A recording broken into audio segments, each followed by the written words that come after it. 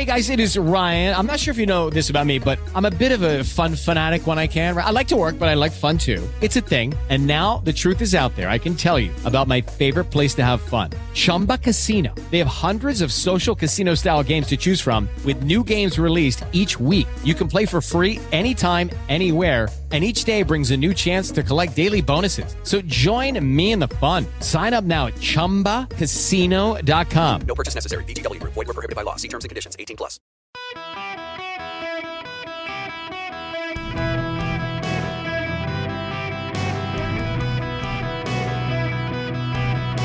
Welcome to the Eric Erickson Show podcast, Hour 3. Hello and welcome. It is Eric Erickson here. I hope you are ready to have a wonderful weekend wherever you are. The phone number is 877-973-7425. As always, if you text the word show to 33777, you can get links for the podcast, the live stream, and my daily email that I send out, and I hope you'll consider subscribing to the daily email.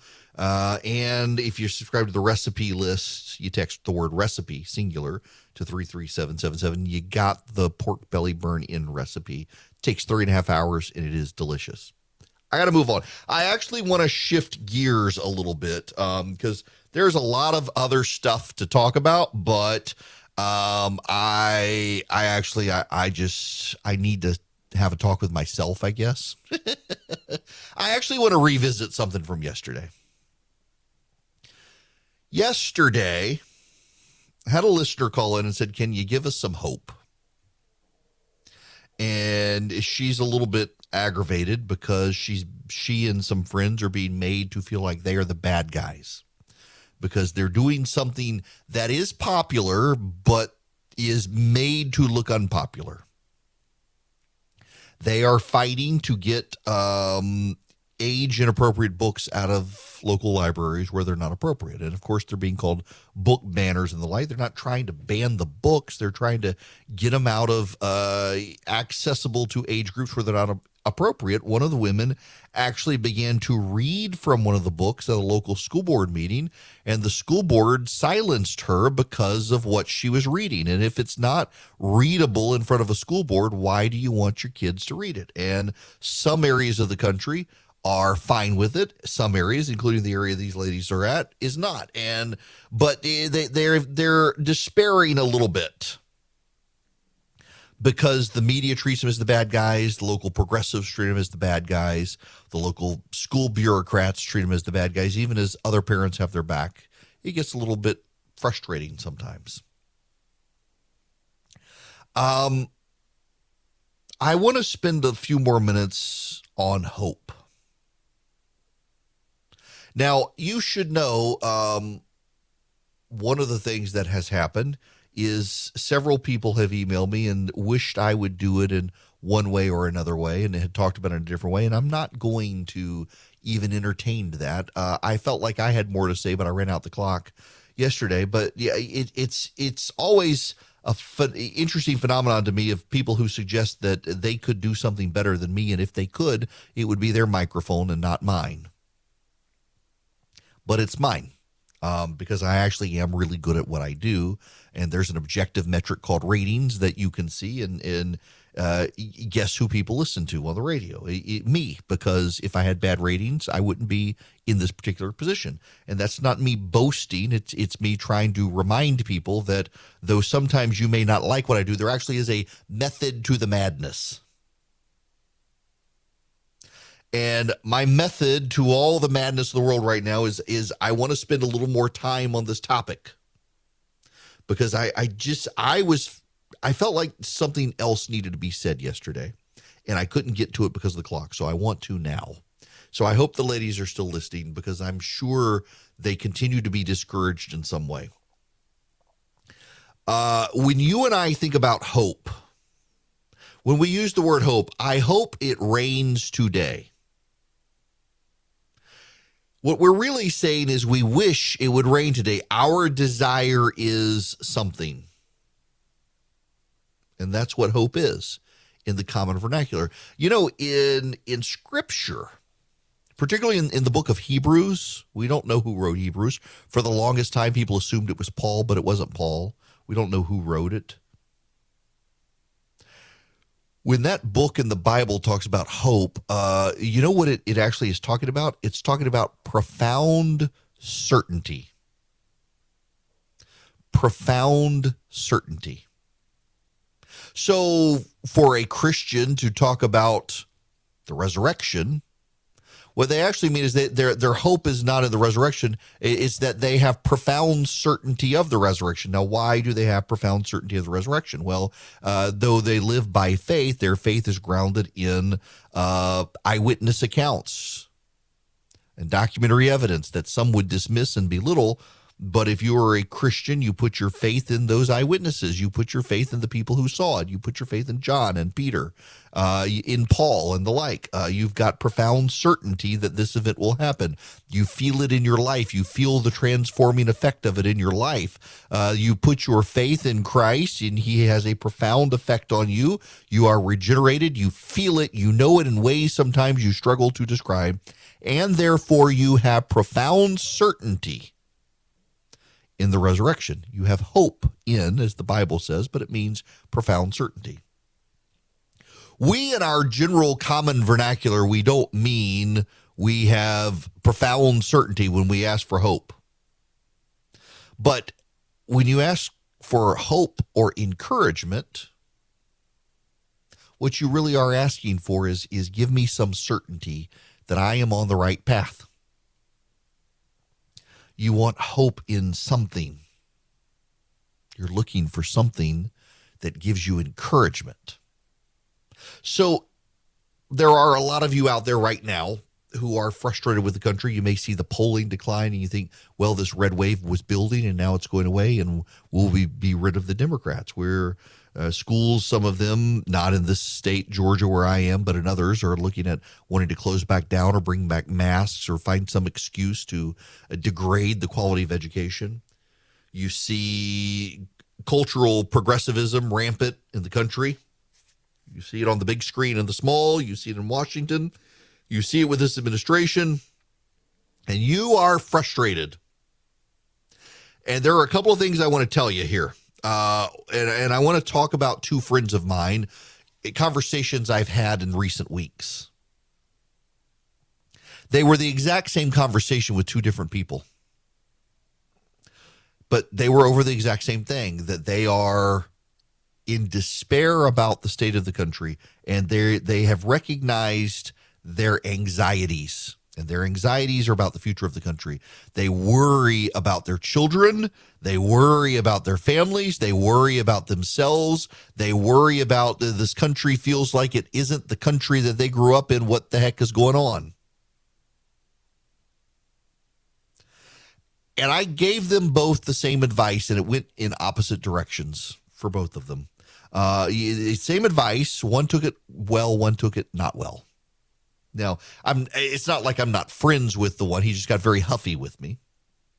But my advice to them was get off social media and stop worrying about the politics of the day. Stop worrying about it right now. Can you change it? If you can, get involved. Go to your local school board meeting. Go to your city council. Go to your county commission. What do you do in Washington? You try to find good people. What if they lose? Well, they've lost. But you've done what you could. Don't worry about it. Forget the whole theological issue of worry being a sin. Just don't worry about it. You can't control it. So why are you fretting about it? You're wasting your energy fretting. And what I told both of my friends was, you've got to get off social media. Social media builds anxiety. The media builds your anxiety. Brian Stelter is out at reliable sources. I think the media does need to be covered. I don't think he could do it because he loved it too much. He couldn't come in as someone who can criticize that which he loved so much. And so it wasn't a very good show. It was very predictable. The only thing that he could criticize was the right and Trump and Fox News because he didn't like them. And so that's what the whole show became. The media needs some criticism for the media to get better. And his platform, his show was the one that did it well until he fell in love with the media and couldn't do it. And so the show had to die, had to be canceled. He's lost his job now at CNN. The media is a machine of clickbait, worry, fear, and dread, designed to get you to click through in outrage. That's how they make their money now. They desire you to be outraged, to click through and read a story. They give it a provocative headline, oftentimes not actually matching the substance of the story, and it's all designed to get you to click, because if you click, they display an ad and they get revenue for that ad with your eyeballs. And so you should unplug. Social media is only there to stir you up, make you fret, make you worry, make you get anxious, particularly Twitter. Twitter brings out the worst in everyone, myself included. I hold myself accountable there, myself included. I've done some not great things on Twitter over the years. It's what it does to people. It brings out the worst in people. You know, my theory on Twitter is that after the two possessed men that encountered Christ, had the demons, the legion of demons worked out of them and put into the pigs, and the pigs ran down the hill and drowned. Well, the demons didn't die. They're immortal. They had to go somewhere, so they invented Twitter. That explains Twitter. If you follow me on Twitter, and I have retweeted you, you will see the horde, the angry horde, the legion coming after you. It's bizarre. It drives people, that site drives people crazy. You got to unplug. So my friend who is in a church, he's got a family and he's in church and he's got a good group of friends, agreed that I'm being anxious. I'm social media is working me into a frenzy, and I do need to unplug. And he was able to unplug. And he took my advice, and he has told me, it's only been about a week and a half, and he's told me, you know what, I'm calmed down. It's amazing what social media was doing to me. Then my other friend, he is a loner. He does not have a lot of friends. Of those of us he has, we're all very good friends of his, but he doesn't have a lot of friends. He's not in a church. He is not churched. And he lives on social media. If anything, he has defined himself by his presence on social media. Not going to tell you who he is. He's got a pseudonymous account on Twitter, and he cannot bring himself to let go of it because it defines him. Because he has no friends or family that he regularly associates with. It's not that he doesn't have any friends. Very few of his friends live anywhere near him. They're all online. And so he can't give up on social media because he doesn't have a social network of people who can get together with him. I was in a meeting this morning for 3 hours. Well, two hours really. And it was two friends of mine who needed some advice from me. And we are friends enough that we don't actually talk about world events and politics. Like, I know people and I consider them friends, but whenever they get together with me, they got to talk about politics. They've got to ask me about the news of the day. They got to talk about politics. I don't like to do that. I do it for 3 hours a day. And most of my actual good friends recognize that they aren't going to talk about the headlines and the news of the day and get my take on politics because they're my friends. They actually are my friends. They care about me. They know that I don't like to do that outside of when I'm at the office on air. I have other things I want to talk about and enjoy their friendships. And I find a lot of times the people who have the most anxiety and the least hope are the people who are surrounded with other people who the only thing they have in common is this joint cause. And this joint cause, whatever it is, in politics or culture or whatever, it brings them great joy to be together as comrades in arms, but it's also the thing they have in common, and they've isolated themselves from others, and so they grow with anxiety. And it's a problem. And so I want to talk to those people real quick here and just tell you, don't be anxious and unplug some. Your hope is the profound certainty of a final day where you're on the winning team. And that hope, because it is not wishful thinking, but a profound certainty, should be able to navigate you through these times of wishful thinking and times of anxiety and these times where you question yourself because you're on the winning team. Not everything in this world will work out for you. But if you're sure of your cause, you have profound certainty in your cause. That's where your hope should be. And not let the world get you into despair. But there's another thing here, and I really need you all to take it to heart, and it's a hard lesson I had to learn. you have to let your brain and your body rest. Because if you don't rest, if you don't unplug, if you don't distract yourself from this, if you obsess about it day in and day out over time, it will consume you from the inside out. Sometime when you want encouragement and you need hope, what you really need is rest for a weary soul. And you can find that by just opening the Bible and reading. You can find that by curling up on the couch and going to sleep. You can find that by hanging out with friends and having a nice drink or a good meal and not talking about the events of the day and the things that give you anxiety, but common ground and kids and things like that. Sometimes when you're discouraged, what you really need is not a word of encouragement. It's a good night's sleep or a good meal. And so try to figure out what it is. But at the end of the day, if you really do need the hope and the encouragement, your hope and encouragement should come from the idea of, are you on the winning team? Because if so, well, that book's already been written. You can read to the back and see you're on the winning side. So don't be anxious. Take profound certainty because you've got it. Hello there. It is Eric Erickson here. The phone number is 877-973-7425. This hour of the program is brought to you by First Liberty Building and Loan, wherever you are nationwide. And I say that, and so they're headquartered in Georgia, so their website is firstlibertyga.com, but it doesn't matter. You can be in Portland, Oregon, or Portland, Maine, and they can help your small business grow. If you need access to big loans like $750,000 and up, they want to help you. You buy in a building, expanding a franchise, reach out to them. So many banks are telling you no right now. They want to help you get to yes. firstlibertyga.com, firstlibertyga.com. Thomas Massey, the congressman, has up a video here. It is a IRS recruiting program saying they're taking down a landscape business owner who failed to properly report how he paid for his vehicles. They're not taking down a billionaire who uses a corporate jet for private trips. The willingness of the media. The willingness of the media to just buy hook, line, and sinker what the government is telling people on the IRS and it's profoundly disturbing to me after 4 years of being so disparaging to Donald Trump and attacking Donald Trump on everything. The media's just absolute willingness to say, oh, yeah, whatever. Whatever they say is true. It concerns me.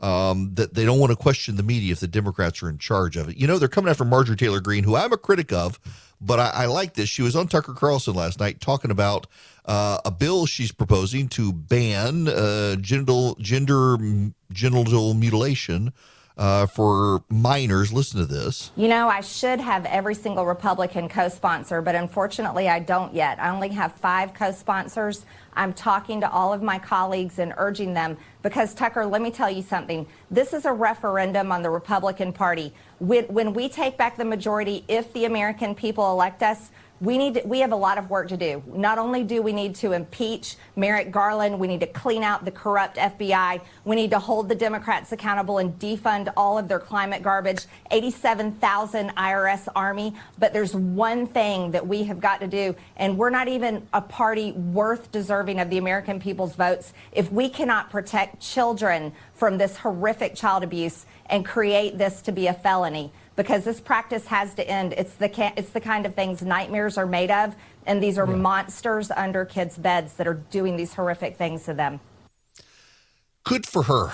I criticize her, but I'm actually very proud of her for taking the stand and doing this. I think it's worthwhile to call attention to this insanity that's happening in culture. And if the parents aren't willing to protect the kids, someone's got to protect the kids. These children are made in the image of God, and they need our protection if the parents are failing them. So good for Marjorie Taylor Greene taking a stand on this issue. When we come back, are we in a civil war? Seriously, are we? Hello there, welcome. It is Eric Erickson here. The phone number is 877-973-7425. We had a technical glitch here at the program. for unforeseen reasons. And phones actually went out. We got a great engineering team. They've been able to get us back up and running. And so phone lines are back open. You should be able to call in. The latest final glitch is on my end, but it is resolving itself, and I should be able to talk to you in a minute. But while I am sorting all of that stuff out on my end, I want to play you some audio. This is from Tiffany Cross. She is the racist MSNBC host, and she's got all sorts of serious issues. But one of those big issues is in the way she sees people she doesn't like. She can't just disagree with people. She's got to fairly vehemently and pejoratively attack those she disagrees with. And so I want to play her audio and comment on it. And I can, by the way, get into the phones if y'all want to call 877-973-7425. But listen to this real quick. I agree with you, but it's not really rhetoric we can deal with. I mean, you have millions of people tuning into a propaganda network every night. And then, as if that were not bad enough, that's an extremist network itself. You have these fringe pop-up outlets, from OWN to Newsmax. Then you have the social media component. That train has left the station. There is no let's deal with the rhetoric. At this point, I do think we have to have serious conversations around preparing for actual violence. People keep saying a civil war is coming. I would say a civil war is here. And I don't mean to be hyperbolic. We can look at what has happened just in the past week alone. Since all this has happened, we've had 2 people try to declare war with FBI field offices. I don't think at this point we're going to all pack up our bags and go home and sing Kumbaya. So from a law enforcement angle, what would you recommend the infrastructure of the country do? Because not everybody has the security of Capitol Hill. Yeah, and by the way, she wants to defund the police. Y'all, this is a self-fulfilling prophecy, and people on both sides of the aisle keep making it that we are in or headed into a civil war, and it has a lot to do with people who have become extremely isolated and online, and their tribe is online, and they hate the other side. Look, there are people on the other side who absolutely hate us. I talked about it yesterday. Michael Hayden, the former CIA director, Edwin Luce, the associate editor of the Financial Times, they really think our side is worse than Al-Qaeda and the communist Chinese. You got Sam Harris willing to say that a conspiracy to undermine democracy to save democracy is worth it, to stop Republicans from power. There are people like that. They all have something in common, though. They're all in a very, very small bubble, and they don't really know anyone, which, again, is why I think the solution to this is twofold. One, federalism. The government closest to it should do the most to us. The government furthest away, which is Washington, should be the least involved in our daily lives. And 2, loving your neighbor. Treat people as you wish to be treated, even if they don't reciprocate. Now, that's really hard. When you got some SOB who treats you with scorn all the time, you're trying to be nice to them. It's really, really hard, but you got to do it. Been trying to have this conversation with my wife. My wife is... not with my wife. I just got a text from my wife that threw me off with my kid. My kid is having to deal with a difficult person right now. And I keep trying to tell her there will always be difficult people in life. There always will be. And right now, when you're in high school, it becomes easier to try to navigate and learn the way forward to be able to deal with difficult people. And you got to learn that life skill. And the one thing that you have to do to avoid being in those situations is to not be difficult to that person. Don't be difficult to them. And some people, it makes them even madder when you're not a difficult person to deal with, and they are. They realize it, and they get more mad at you for it. But don't give in to being a hateful person. Love your neighbor, however hard it is, even if they don't love you back. It's really hard sometimes. It's really hard. But you still got to give it the effort.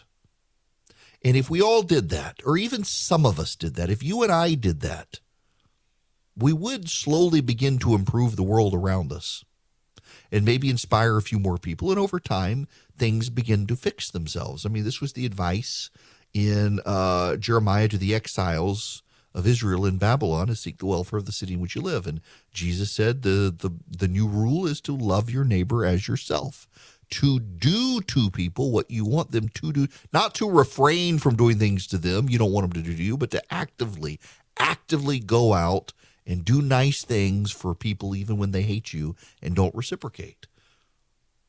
The idea that we're in this civil war, look at Ukraine. There's a real war. There's a real war.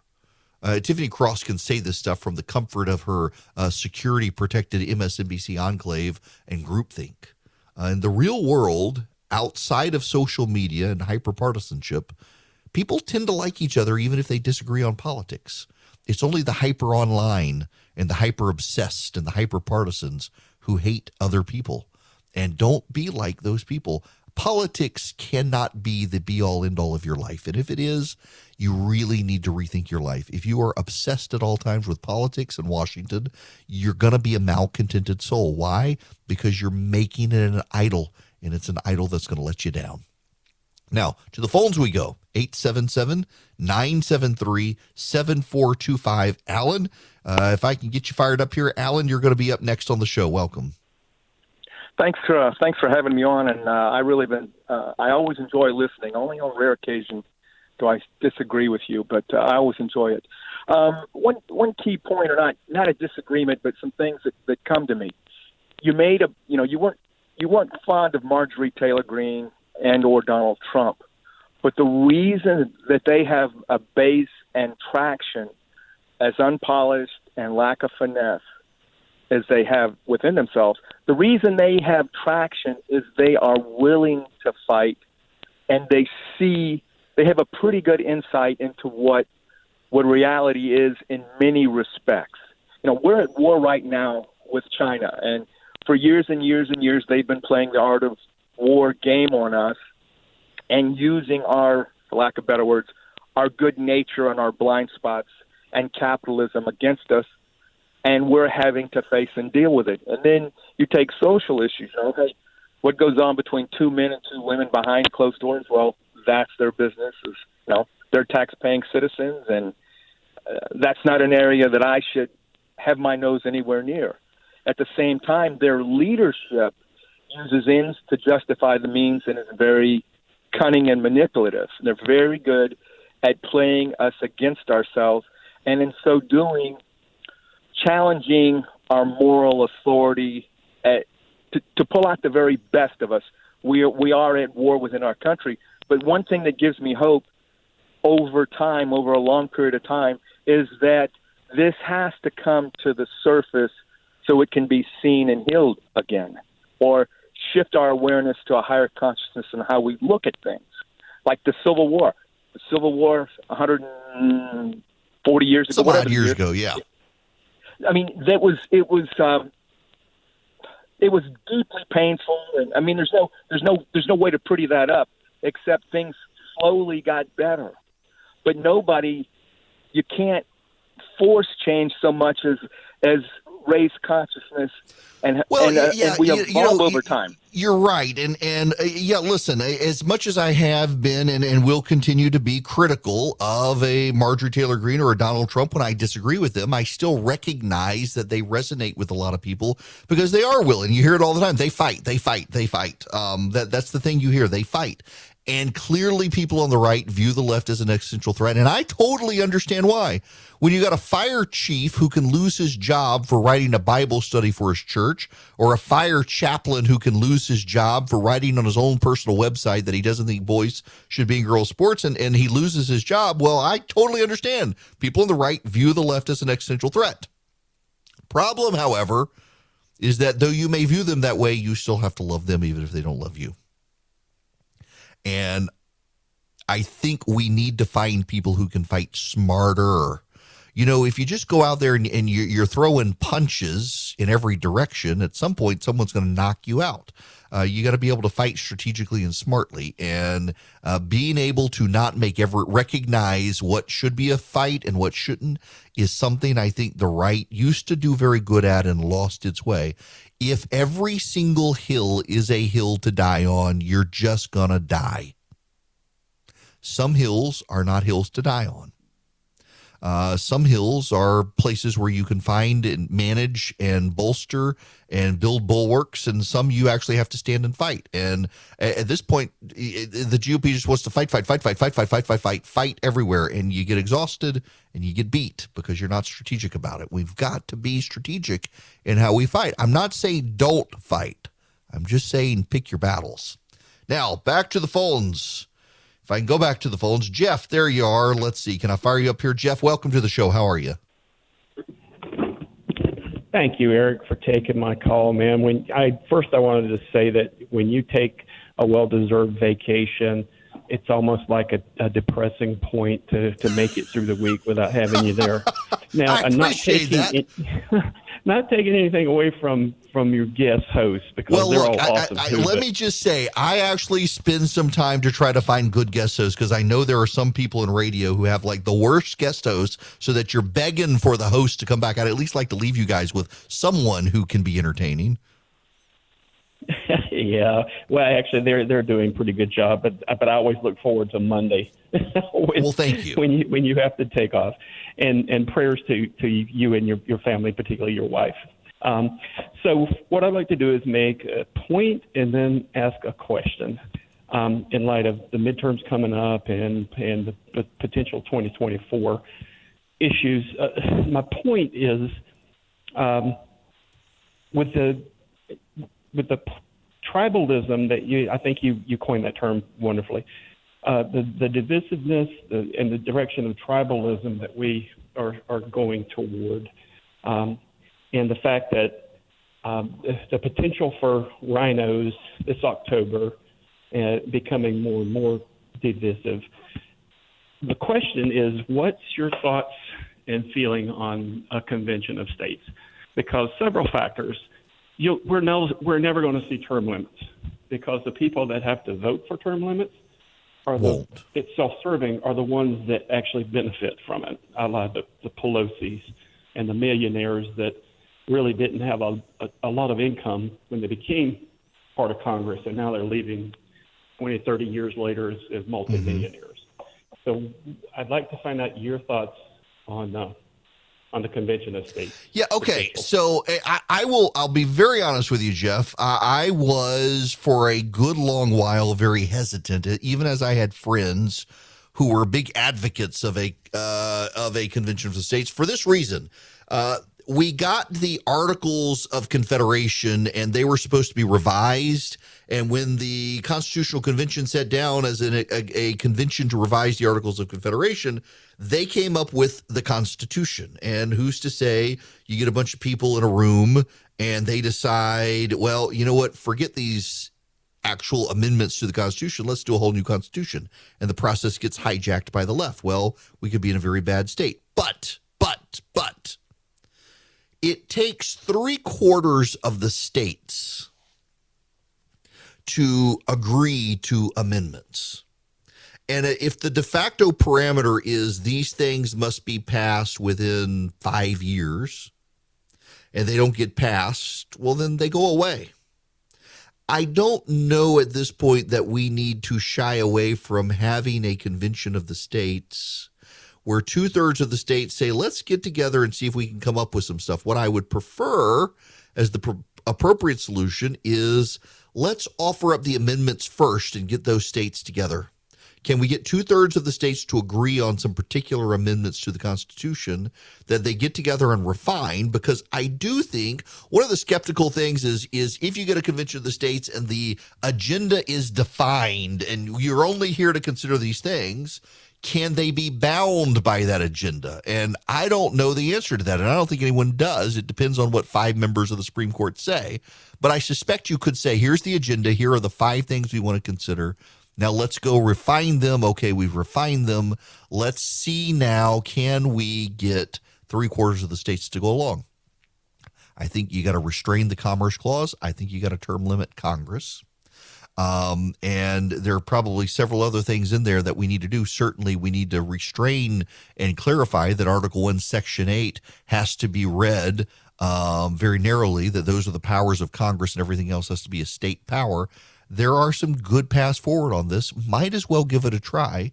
I just don't know that we can get the votes. What I know is that one of the groups that actually supports considering a convention of the states and conservative efforts there is Patriot Mobile. And so if you are a customer of Patriot Mobile, it's one of the areas they've considered supporting from the conservative side of this, along with the Second Amendment and the pro-life cause. So they also want to help conservative candidates. If you take your business to Patriot Mobile, you get guaranteed great cell phone service, and you also get a great company that shares your values. They're Christians and conservatives. And you get free activation with my name by going to patriotmobile.com/Eric, patriotmobile.com/ERICK. You can see when you go there, they have a very detailed coverage map, so you know what you're getting, where you live, 5G, voice, digital data, you name it. And they've also got 100% U.S.-based customer service. So if you call them at 972-PATRIOT, you're talking to someone who lives in the United States. You're talking to Americans. You can get great discounts from them. And you get free activation with my name at patriotmobile.com/Eric or 972-PATRIOT. Tell them I sent you. Hello there. It is Eric Erickson here. It is my show. Thank you for joining me today. Let's see. I'm checking the boxes on all the other stuff. Yes. One more piece of audio I did want to play at the end. I've waited until now because I am just exhausted with the story. And, you know, my rule of thumb is I tend to talk about stuff longer than you guys are interested in it. So if I'm exhausted, y'all already are. Well, it's the Mar-a-Lago stuff. But there's a point to be made here, and this is from Steve Scalise, the man who should be Speaker of the House instead of Kevin McCarthy, nonetheless. Hopefully that is soon that we see it. And keep in mind, we've been seeing leaks over and over, just very selective leaks coming out of Justice over parts of this document. So, you know, if they can leak some of it, why not let the public see all of it? They have no problem giving the New York Times or the Washington Post very selected pieces of it. Let's see the whole thing. I mean, this was an unprecedented action that was taken. If it was justified, as they're claiming, they should want it to be out there in the public domain, yet they're still fighting to keep it private. That should tell you something right there. Yeah, you know, okay, so there are a number of issues here that I find deeply relevant, and one of those is these are a lot of leaks out of the White House or out of the Department of Justice and out of the FBI. How do members of the media know all of these things? And here's part of the problem as well, and it is that we have a single source story in all of these media outlets, and these single source stories are what got the media into trouble so often with Trump. How can we really believe that this is the case, that these things are real and true, when so many of the times we've seen these single sourced stories out of the media, they've turned out not to be true? Like the FBI saw closed security camera footage near the safe where Donald Trump kept these things, and they needed to do the raid. How do we know that's true? This is the problem.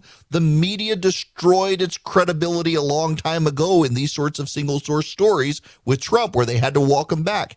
That's why I just think you got to wait weeks before you engage on these stories, because the media, half the time, they get played, and they're fine to get played as long as they can smear Trump.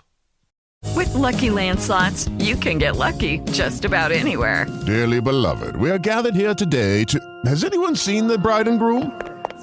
Sorry, we're here. We were getting lucky in the limo, and we lost track of time. No, Lucky Land Casino, with cash prizes that add up quicker than a guest registry. In that case, I pronounce you lucky. Play for free at LuckyLandSlots.com. Daily bonuses are waiting. No purchase necessary. Void where prohibited by law. 18+. Terms and conditions apply. See website for details.